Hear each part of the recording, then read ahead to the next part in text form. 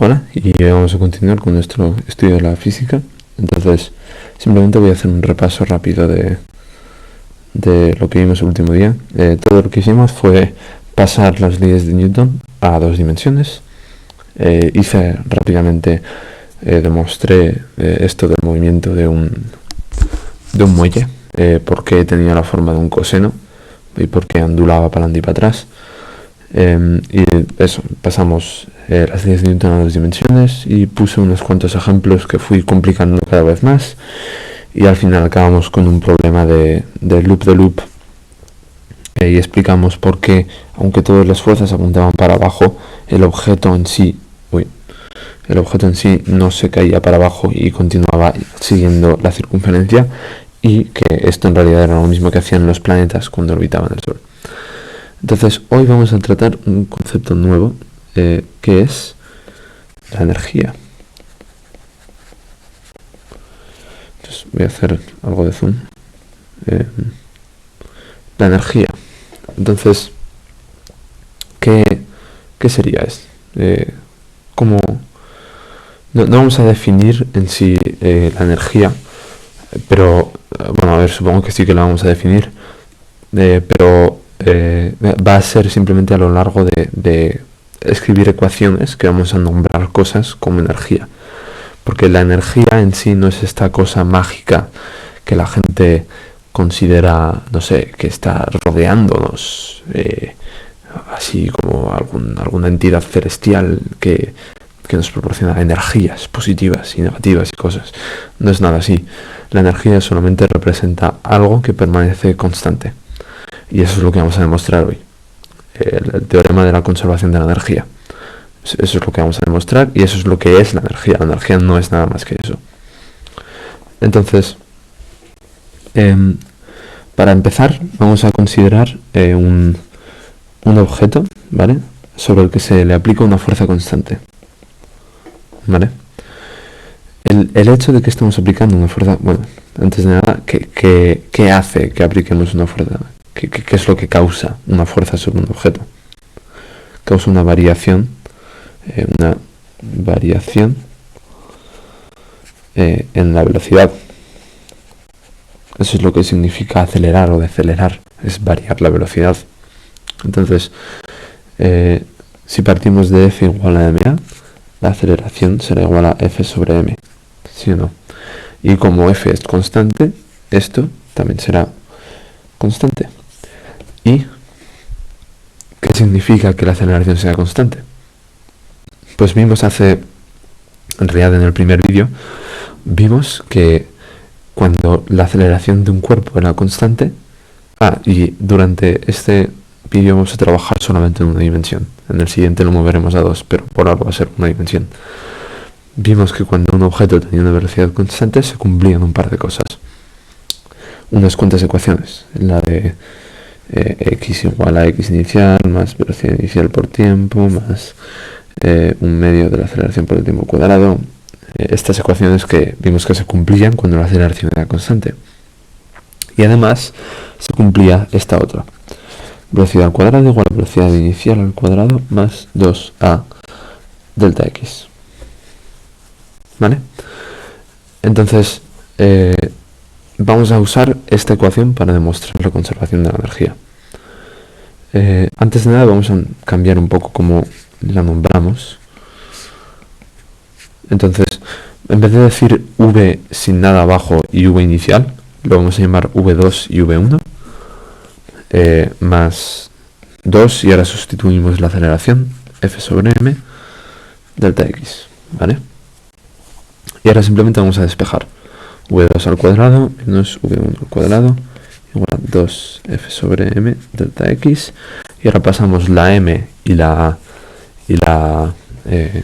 f al otro lado, perdón, la m y el 2 al otro lado. Obviamente el 2 dividiendo, m multiplicando, entonces nos quedaría un medio por m por v2 al cuadrado menos v1 al cuadrado. Esto sería f por delta x, y esto sería un medio de m v2 al cuadrado menos un medio de mv1 al cuadrado, f por delta x. Vale, Y pues es posible que a alguno de vosotros os suene esta forma, porque es de la energía cinética. Eso es lo que es esa estructura, ¿no?, de un medio mv al cuadrado.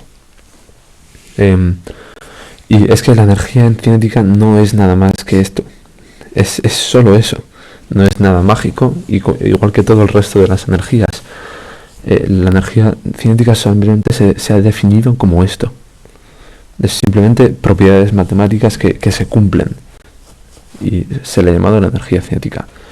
Lo voy a llamar K, por kinetic en inglés. Y le llamo K2 y K1 como energía cinética final, energía cinética inicial. Sería igual a, y esto, delta X, se podría decir que es la distancia.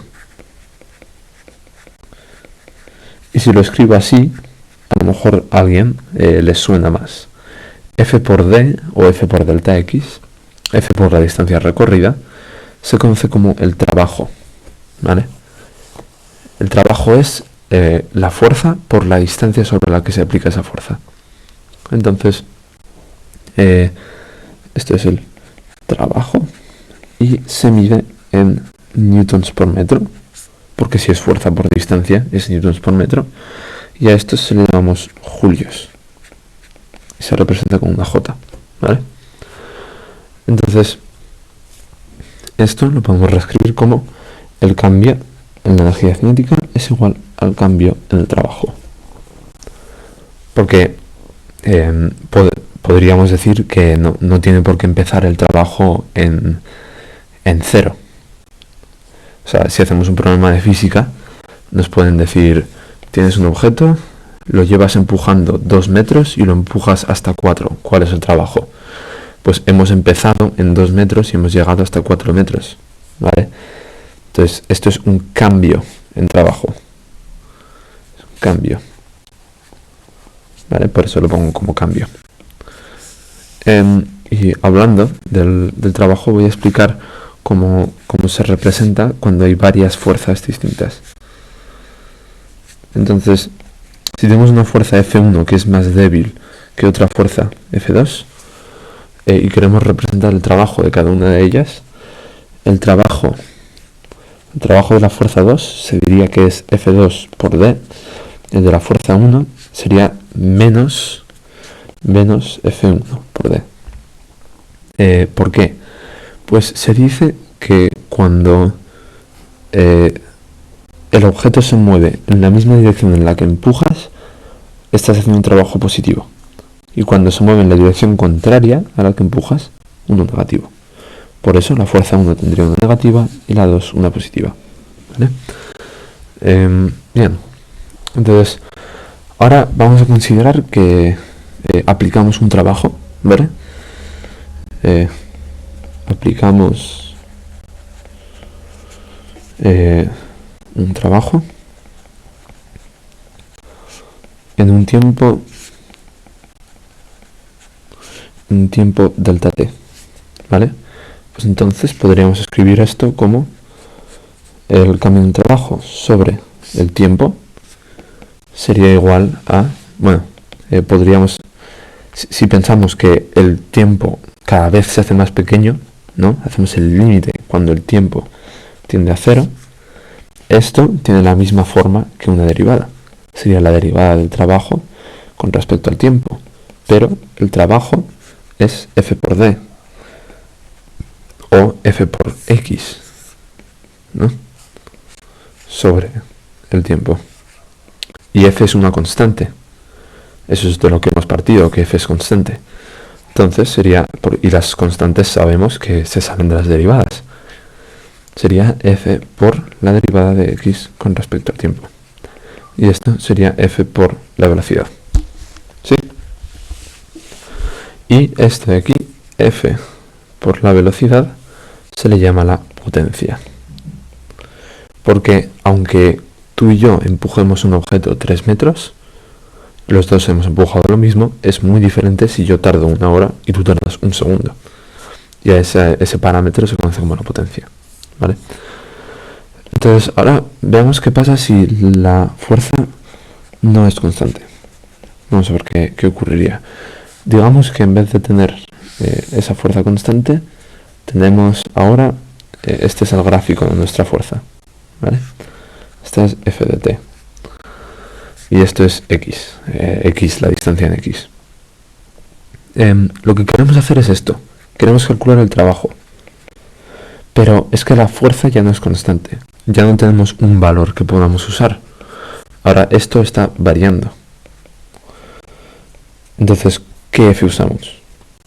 Pues lo que vamos a hacer es lo siguiente. Vamos a considerar un intervalo, ¿vale? Un intervalo entre, vamos a decir, x y x más delta x, en el que este intervalo es tan pequeño, tan pequeño, tan pequeño, tan pequeño, que se puede considerar que la fuerza es constante y su valor es f de x, ¿vale? Entonces, en este intervalo consideramos que la fuerza es constante, ¿sí? Obviamente, en este intervalo que he dibujado podemos ver perfectamente que no es constante, pero si cojo, yo que sé, y hago un montón de zoom, que no puedo hacer tanto, y te digo, pues aquí es donde cabe el intervalo, aquí, ¿vale? Este de aquí es nuestro intervalo. Pues entonces ahí a lo mejor podríamos estar de acuerdo que es constante. Y si no estuviéramos de acuerdo, pues cogería un ordenador más potente, te daría más zoom y te daría aquí, en el píxel siguiente. Ahora estamos de acuerdo que está al lado. Y lo iría haciendo más y más pequeño hasta que el planeta entero estuviera de acuerdo en que en ese intervalo la fuerza es constante, ¿vale? Entonces, en este intervalo, en el que sabemos que la fuerza es constante, podríamos decir que el trabajo sería igual a F en ese primer punto del intervalo X por delta X, que es la distancia del intervalo, la distancia sobre la que se aplica la fuerza. Y si nos fijamos, F de X por delta X sería este área de aquí. ¿Por qué? Porque F de X es esta altura y delta X es esta distancia. Y la multiplicación de las dos es obviamente el área del rectángulo. Entonces, el trabajo sería el área. Entonces, si queremos calcular el trabajo de toda la fuerza a lo largo de un intervalo mucho más grande, todo lo que tenemos que hacer es calcular el área debajo de la fuerza. ¿Y cómo se hace eso? Se hace con integrales. Entonces, si quisiéramos calcular desde x1 hasta x2 en este intervalo, queremos calcular el trabajo, ese trabajo sería el área. Entonces, el trabajo, que también lo podemos escribir como K2 menos K1, que lo hemos visto aquí antes, ¿no? K2 menos K1 igual al trabajo. K2 menos K1 es igual a la integral desde x1 a x2 de f de x de x, ¿vale? Ahora, espero que esto haya quedado claro. Esta integral sabemos que se puede escribir como otra función g de x, y entonces esta diferencia sería g de x2 menos g de x1, ¿vale? Y donde la derivada de g de x sería f de x. Vale, esto lo sabemos por integrales, pero por si acaso hago una demostración rápida. Imaginémonos que este es nuestro gráfico, tenemos aquí nuestra función y decimos primero este punto x1, ¿vale? O bueno, vamos a llamarlo simplemente x, y queremos saber este área. Lo voy a borrar porque luego va a molestar si está en medio. Queremos saber ese área. Pues ese área se podría presentar como la integral de 0 hasta x de f de x de x. Bueno, perdón. F de t. Esto es f de t. F de t de t. Entonces, y esto sería el área. Pero en lo que podemos estar de acuerdo es en que si movemos esta x, si yo la muevo para adelante y la pongo aquí, ahora el área es más grande. Y si la muevo para acá, para atrás, ahora el área es más pequeña. ¿Sí o no? Se ha restado. Entonces sabemos que el área varía con donde pongo la x. Entonces sabemos que existe una función. No sabemos cuál es la función, pero sabemos que existe una función g de x que representa ese área. No sabemos cuál es la función, otra vez, pero simplemente sabemos que existe.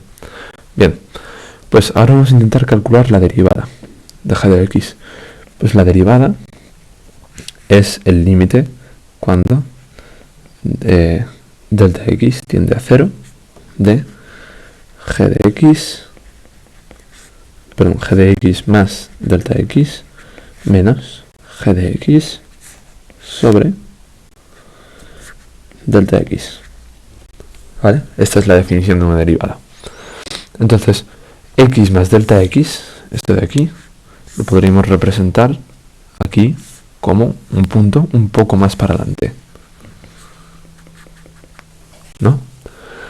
Entonces, el área representada por esto, g de x más delta x, sería todo este área, hasta aquí. Mientras que el área representada por g de x sería este área de aquí. ¿Sí? Ahí estamos de acuerdo. Entonces lo podemos escribir como lo siguiente. El límite cuando delta x tiende a 0 de la integral de 0 hasta x más delta x de f de t de t menos la integral de 0 hasta x de f de t de t. ¿Vale? Sobre delta x. Bien. Entonces, estas integrales, la resta, podemos estar de acuerdo también en que si cogemos este área grande y le restamos este área pequeña, lo que nos queda es este área de aquí, ¿sí o no? Si cogemos la grande y le restamos la pequeña, nos queda lo que hay entre medio, que es esto. Y este área lo podríamos escribir como la integral desde x hasta x más delta x de f de t de t. ¿Vale? Y eso es exactamente lo que vamos a hacer. Aquí abajo sería la integral desde x hasta x más delta x de f de t de t sobre delta x. Vale. Entonces, ahora quiero que pensemos en una cosa. ¿De qué otra manera podemos representar este área? Voy a coger otro color. Si decimos, podemos ver, ¿no?, que este valor está disminuyendo. Entonces, si cogemos este valor aquí y lo multiplicamos por esta distancia, nos da este área. Pero vemos que nos sobra este trocito de aquí. Entonces, esto es demasiado grande. Pero ahora cogemos desde aquí, desde el punto final, y calculamos el rectángulo. Ahora vemos que nos falta este trocito de aquí. Entonces, hemos pasado en un intervalo en el que la función nunca se separa, hemos pasado de ser demasiado grande a demasiado pequeño. Eso significa que en algún momento, por aquí en medio, tiene que haber un punto, vamos a llamarlo C, en el que el valor de la función en este punto por la base sea exactamente igual al área. Exactamente, debe haberlo, porque en un punto era demasiado alto, en el otro demasiado pequeño. Entonces, entre medio tiene que estar el punto exacto, ¿vale? Vamos a llamar a ese punto C. Entonces, podríamos representar este mismo área como f de c por delta x sobre delta x, obviamente, porque f de c es esta altura de aquí y delta x es la base, y base por altura nos daría el área, ¿no? Entonces se nos cancelan las delta x y nos queda el límite cuando delta x tiende a 0 de f de c. Entonces f de c,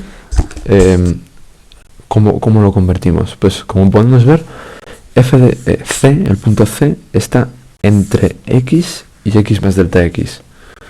Entonces, si esto desaparece, si se va a 0, ¿no? Si desaparece, C, que está entre estos dos valores, se va a convertir en x también, ¿no? Va a irse hacia x. Porque este valor que diferencia estas dos x va a desaparecer. Entonces, cuando delta x tiende a 0, se puede decir que C tiende a x. Entonces, esto sería f de x, porque C tiende a ser x. Y ya está. Entonces, hemos visto que la derivada de g de x es f de x. Eso es, solo lo he hecho para, si alguien no sabía por qué he dicho esto de aquí arriba de la función g de x. Entonces, voy a coger y copiar todo esto. Y vamos a seguir aquí abajo con la demostración. Entonces, a ver. Vamos a simplemente escribirlo de otra manera. K2 menos K1 igual a, vamos a decir, G2 menos G1. Sé que es G de X2 y X1, pero no. Vamos a llamarlos simplemente G2 y G1. Y ahora todos podemos estar de acuerdo en que esta analogía de la G funciona. Lo he demostrado, ¿vale? No es una analogía, es real. Es la función G que representa el área. Entonces, bien, tenemos esta igualdad. Pues simplemente para efecto cosmético, vamos a decir, vamos a llamar una nueva función u de x, ¿vale? Que va a ser igual a menos g de x. Entonces la derivada de u de x va a ser menos f de x, ¿no? Porque es signo opuesto a g. Así que esto se convertiría entonces en k2 menos k1 igual a u1 menos u2. ¿Sí o no? Porque este g2, si lo sustituimos por la u, se nos convertiría en menos g2 y este menos g1 se convertiría en más g1, más u2. ¿Vale? Entonces nos queda así. Y ahora juntamos los unos con los unos y los doses con los doses. Y nos queda que k2 más u2 igual a k1 más u1. Y esto de aquí, esto de aquí se les llama la energía. Y como podemos ver, la energía no cambia. La energía siempre se queda igual, ¿vale? Entonces, esto puede que haya sido mucho terminología matemática, mucho cambiar de x y g's y f's y cosas. Si eso, ir para atrás, repasar todo lo que he dicho.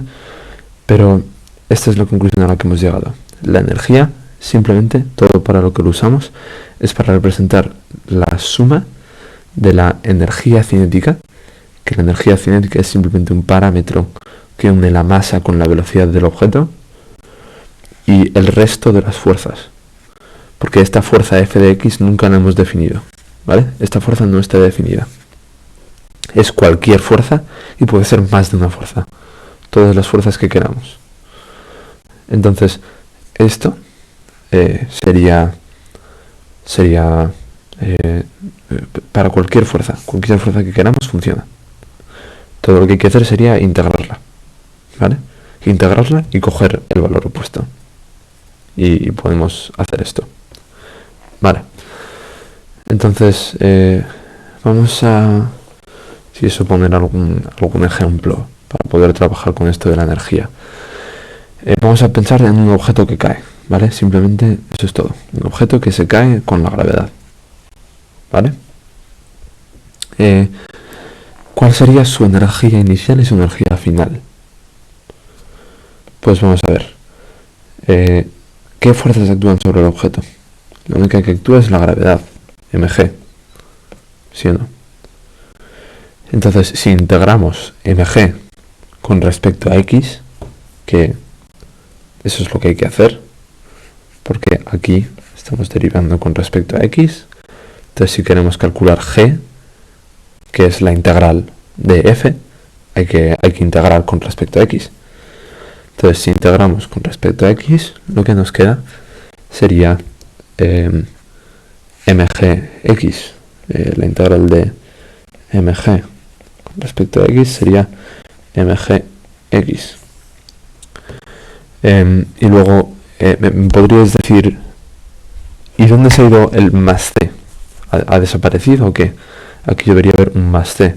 Pues sí, debería haber un más c, pero aquí, si os fijáis, tenemos g2 menos g1, ¿vale? Entonces este g2 o u1 menos u2, no me importa, cualquiera de los dos funciona. Esto va a ser algo más c, y esto va a ser otro algo más c. Entonces las c se nos van a ir, ¿vale? Se van a cancelar y no importan. Por eso no se escriben. Pero acordémonos que esto es solamente en la física y solamente en el ámbito de hablar de energías. En cualquier otro caso esta c habría que incluirla. Pero en este caso concreto no, porque aquí en esta parte de la ecuación se cancela, ¿vale? Por eso no la incluimos.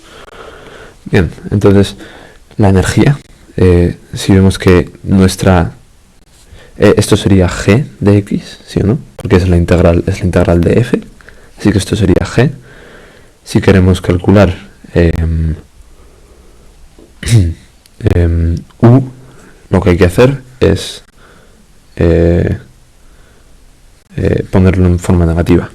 Entonces sería igual a menos mgx. Pero bueno, en realidad técnicamente supongo que he hecho esto mal. Mg es negativo, ¿no? Porque g es negativo, así que mg es negativo, así que esto es negativo y esto es positivo, ¿vale?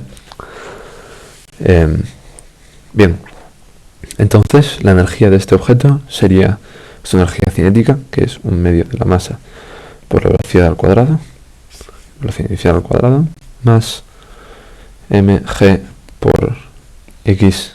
En realidad se está cayendo, así que deberíamos haberlo hecho con y en vez de x, pero es lo mismo.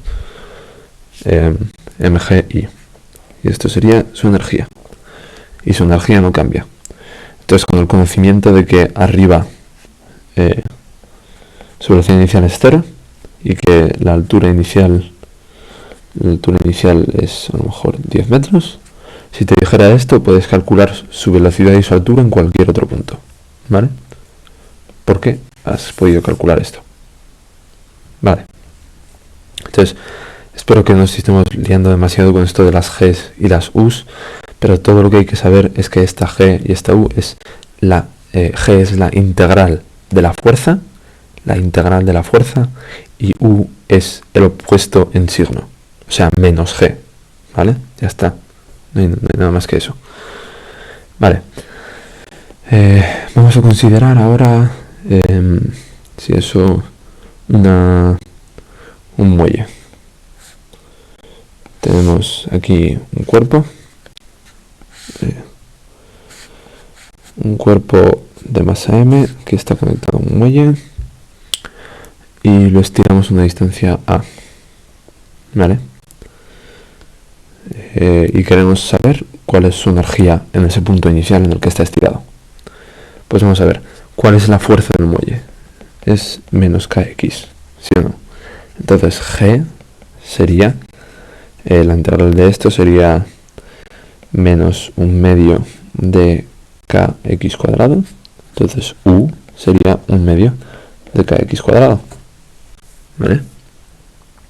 Entonces su energía sería 1/2 de la masa por la velocidad al cuadrado más 1/2 de k por x al cuadrado. Y ya está. Esta sería su energía y ahora podemos calcular su velocidad en cualquier otro punto. Que queremos calcular a lo mejor, vamos a ver, la velocidad cuando vuelve al origen, ¿vale? Pues a ver, lo que sabríamos es que 1/2 de la masa por la velocidad inicial al cuadrado más 1/2 de k por x inicial al cuadrado es igual a 1/2 de la masa por la velocidad final al cuadrado más un medio de k por x final al cuadrado. A ver, no tiene velocidad inicial, así que eso se va. Y la x inicial es 0 porque volvemos al origen. Entonces, lo que nos queda aquí es que un medio de k por a es igual a un medio de m por la velocidad al cuadrado. A, porque a es la distancia que la hemos echado para atrás, así que es la x inicial, ¿vale? Entonces los medios se nos van y nos queda que la velocidad al cuadrado es igual a ka sobre m. Perfecto. Y ya está. Y esto lo hemos usado para calcular la velocidad. Entonces este problema, usando las leyes de Newton, sería mucho más complicado. ¿Por qué? Porque la fuerza iría variando todo el rato. Cada vez que la x cambia, la fuerza cambiaría. Entonces, para calcular tendrías que calcular la aceleración en cada momento, ir haciendo sumas pequeñitas para llegar a la velocidad. No habría otra manera de hacerlo. Y como veis, con la energía, esto sale en 0, vale. Entonces, vamos a pensar ahora en una cosa más, que sería la fricción. Entonces, ¿qué ocurre con la fricción? ¿Qué ocurriría? Pues a ver,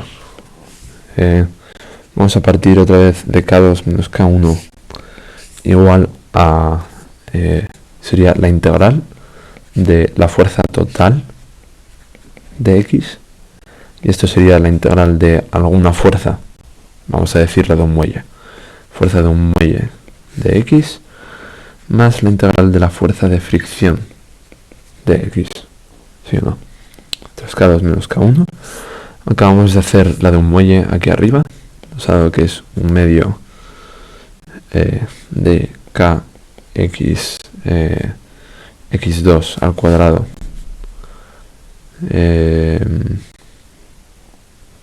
bueno, en realidad estamos haciendo con u, así que sería justo al revés. X, lo digo para que no os confundáis, justo al revés, porque cuando hablamos de g es g2 menos g1, pero cuando hablamos de u es u1 menos u2, ¿vale? Por eso lo escribo al revés. Un medio de kx1 al cuadrado menos un medio de kx2 al cuadrado más la integral de la fuerza de fricción de x, ¿vale? Solo lo escribo. Esto es un objeto que está enganchado a un muelle, ¿vale? Masa m, constante k, y hay una fricción, ¿vale? Esta es la situación que estamos considerando. Entonces, ¿cuál sería la integral de la fuerza de fricción? Pues esto es un problema. ¿Por qué? Porque no tiene integral la fuerza de fricción. Y voy a explicar por qué.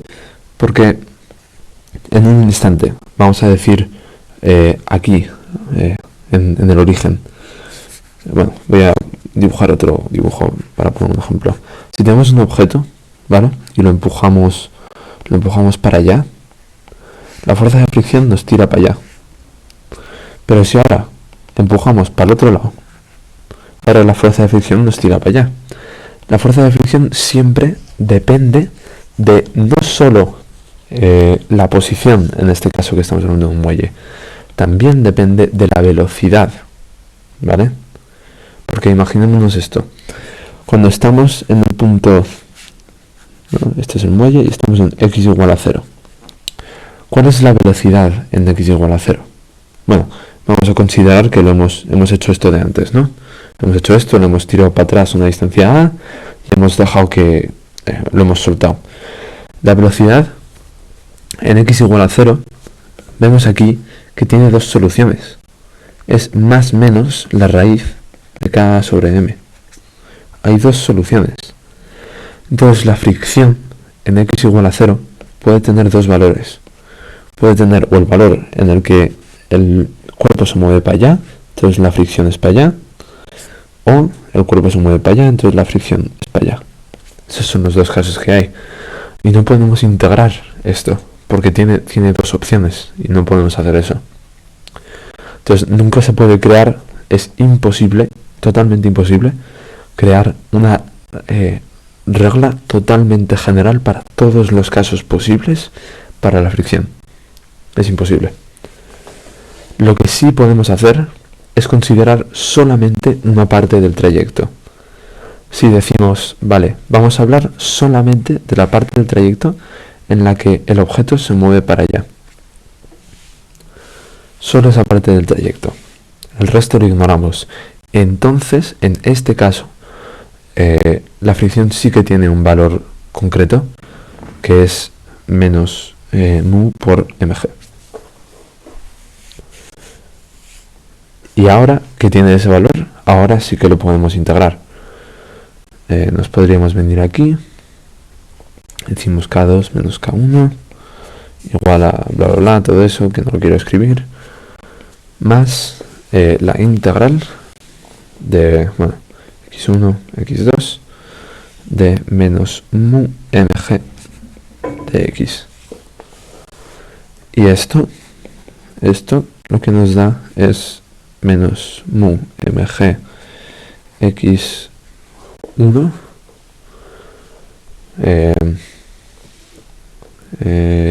mu mg x2 más menos más mu mg x1, ¿vale? Esto sería g, y para convertirlo en u cogemos el signo opuesto, entonces nos queda mu mg x2 menos mu mg x1, ¿vale? Entonces esto es lo que nos ha quedado. Entonces tendríamos un medio de la masa por la velocidad 2 al cuadrado menos un medio de la masa por la velocidad 1 al cuadrado igual a un medio de kx1 al cuadrado menos un medio de kx2 al cuadrado. Y esto más esto, ¿vale? Este es el resultado que nos ha dado para este caso en concreto. Entonces lo voy a reorganizar. Nos quedaría un medio de mv2 al cuadrado más un medio de kx2 al cuadrado menos mu mg x2 igual a un medio de mv1 al cuadrado más un medio de kx1 al cuadrado menos mu mg x1. Entonces esto reorganizado y puesto bonito queda así. Pero esto es solo, repito, para el trayecto en esta dirección. Ya está, ningún otro caso, ¿vale? Pero hablando de solo eso, ahora sí que podríamos calcular lo que quisiéramos, ¿vale? Ahora ya funciona exactamente igual que esto de aquí. Podemos hacer los mismos pasos. Vamos a imaginarnos que tenemos, lo hemos tirado para adelante una distancia a. Entonces esto es a. Al principio no hay velocidad inicial. Y como no hay velocidad, no hay fricción. Y luego queremos calcular, yo qué sé, la velocidad en el origen, ¿no? Entonces en el origen no tenemos esto, y lo demás sí que lo tenemos. No, esto no, porque x es 0, así que tampoco tenemos eso. No, ahí he hecho algo mal.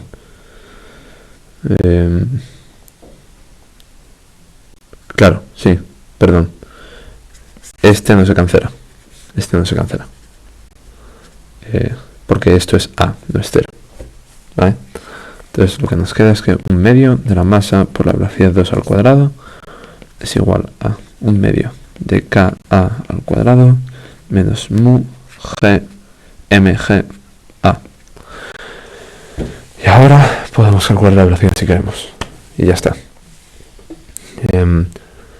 Entonces, Este es el problema de la fricción y por eso le cae tan mal a todo el mundo.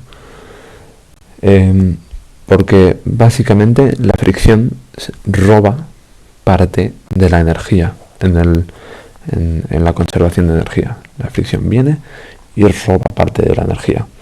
Por eso se dice que cuando en general en los libros de texto lo que pone es que la energía mecánica es constante cuando no hay fricción y que hay una variación de la energía mecánica cuando hay fricción. Eso es lo que suelen poner y es cierto, y es así porque la energía mecánica básicamente es la suma de energía cinética y energía potencial, ¿vale? Y la suma de energía cinética y potencial es esto. Es lo mismo que lo que hemos escrito aquí. Esto. Entonces es totalmente cierto que cuando hay fricción no permanece constante. Porque la energía, la fricción se lleva parte de ella. Aún así, con la fricción, es por eso me parece importante explicarlo un poco más a fondo. Se sigue cumpliendo el teorema de la conservación de energía. Entonces el hecho de que ponga esto no significa que de repente se para de cumplir el teorema de la conservación de energía. Se sigue cumpliendo. El único problema es que la fricción no se puede definir, la integral de la fricción no se puede definir permanentemente, como se puede hacer para todo el resto de fuerzas. Las demás fuerzas tienen un valor y las podemos simplemente integrar, y cuando está integrada ya está. Tenemos este valor, y eso va a ser así para siempre que haya un muelle. Esto se va a cumplir, pero con la fricción no. Entonces ese es el problema de la fricción. Siempre que se añade un problema hay que recalcular la integral. En general siempre suele valer eso, en general, pero no está bien hacer asunciones de ese tipo. Es importante entender de dónde sale todo y por qué funciona como funciona. Entonces esto sería básicamente todo lo que hay. Es simplemente una herramienta más muy útil para definir el mundo de la física. Y bueno, antes de acabar, quiero explicar un concepto matemático que va a venir bastante bien. Es el siguiente. Imaginemos que tenemos una función que es así y queremos saber cuánto cambia la función en este intervalo. Pues obviamente todos sabemos que esto es lo que cambia la función, ¿sí o no? Eso ha sido lo que ha cambiado. Estaba aquí y ahora está aquí. Eso ha sido lo que ha cambiado. Entonces el truco del que hablo es uno que dice que podemos aproximar este cambio asumiendo que la inclinación no cambia. Entonces cogemos la primera derivada en el primer punto y actuamos como si esa derivada no cambiase. Obviamente podemos ver que cambia en este gráfico, no permanece constante, y por eso aparece este pequeño error de aquí. Pero como aproximación es muy buena cuando este intervalo es muy pequeño, ¿vale? Es súper útil cuando el intervalo es pequeño. Entonces la manera de escribirlo es que la variación en f, en una función f, en este caso no es una fuerza, es una función. La variación en una función f es simplemente la derivada de f evaluada en el punto que queramos por la distancia del intervalo, ¿vale? Entonces esta aproximación otra vez funciona muy bien, muy bien para valores pequeños de f, para valores pequeños de delta x, para intervalos pequeños, ¿vale? Voy a poner un ejemplo. digamos que f es x al cuadrado, ¿no? Entonces queremos saber el cambio entre f de x, que sería x al cuadrado, y f de x más delta x, que sería x cuadrado más 2x delta x más delta x al cuadrado. Queremos saber la diferencia, entonces la restamos para saber lo que ha variado. Entonces la variación en f sería 2x delta x más delta x al cuadrado. Esto sería lo correcto para hacerlo, ¿no? Pero como podéis ver, aquí está la derivada de x al cuadrado por delta x. Y esto de aquí, delta x al cuadrado, es el error, ¿vale? Pero, como os podéis imaginar, para valores pequeños, si tenemos 0,1 o 0,01, eso al cuadrado es 0,00001. Entonces no importa y lo podemos ignorar, ¿vale? Otro ejemplo en el que es muy útil es f igual a 1 más x, perdón, 1 más x a la n. En este caso podemos hacer, por ejemplo, f de 0 es 1, y entonces para algún valor cercano lo que podemos hacer es f de x igual a, sería 1 más nx más etcétera, etcétera. Esto es del binomio de Newton, ¿no? De i igual a 0 hasta n de n sobre i a la n menos i b a la i, ¿no? Haciendo esto tendríamos un montonazo de términos y lo importante, lo que tenemos en cuenta para valores de x pequeños son simplemente estos dos primeros términos y el resto los ignoramos, ¿vale?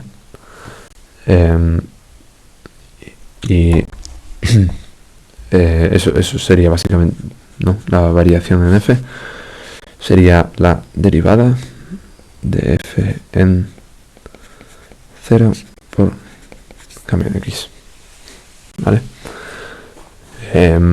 Y ya está. Entonces esto viene muy bien para, por ejemplo, relatividad especial. Hay una fórmula en la relatividad especial que dice que la masa real de un objeto es la masa inicial, que es la masa en reposo del objeto, sobre la raíz de 1 menos v cuadrado sobre c cuadrado, siendo c cuadrado la velocidad de la luz, ¿vale? Perdón, c la velocidad de la luz. Entonces esto, como podéis ver, se puede reescribir así: masa inicial por 1 menos v cuadrado sobre c cuadrado a la menos 1/2. Y esto tiene exactamente la misma forma que esto, ¿vale? Solo que nuestra x es menos v cuadrado sobre c cuadrado y nuestra n es menos 1/2. Pero usando esta técnica de aproximación, lo que podemos decir es que la variación de m va a ser simplemente, que m va a ser igual a m0 más m0 v cuadrado sobre 2c cuadrado. Y ya está. Entonces habría más términos, obviamente. Y si os estáis preguntando cómo he sacado esto, de dónde me he sacado esto, simplemente de hacer esto. El primer término de esta expansión, ¿no? Sería 1/2 por v cuadrado sobre c cuadrado, y luego está el m0 multiplicando antes, entonces es m0 por v cuadrado sobre c cuadrado por 1/2, ¿vale? Entonces habría muchos más términos, pero los ignoramos porque este v cuadrado sobre c cuadrado es muy pequeño. Porque en general nunca nos acercamos a la velocidad de la luz, ¿no? Entonces por eso esta x es pequeña y podemos usar esta aproximación, ¿vale?